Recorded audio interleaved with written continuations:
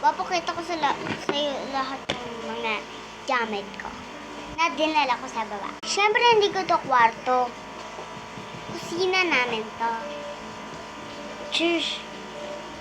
Simula sa number 1. Number 1, itong headbag. Magagamit mo siya, gaganto siya. Ang cute. Ang cute, diba? Number 2. So, madami na ako. Sure.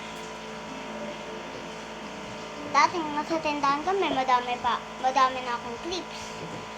Madami naman talaga akong clips. Number 2, ito, clips. Clips siya. Pwede mo siya ganito. Di ba ang ganda? Ganda din gamit ko, diba? So, number 3. Ano ba? Ano siya? Ipit din siya. Number 4. Ang number 4, kasi dalawa lang yung cards ko, guys. I'm sorry. LOL.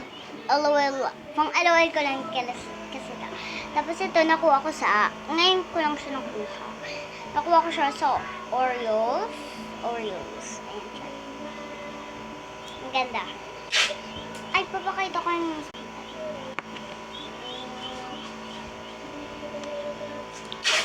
ang ganda niya rin. Number 5. Magagamit mo talaga to. Tapos may kasama ng pagkain. Bagay lang yan. Tapos ito, chopstick siya. Nagagamit ko actually siya. Look and see.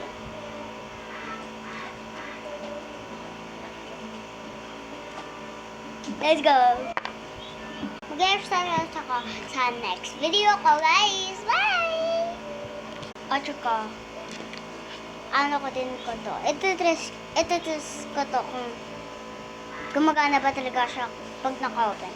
May wrapper pa kasi siya. Bye!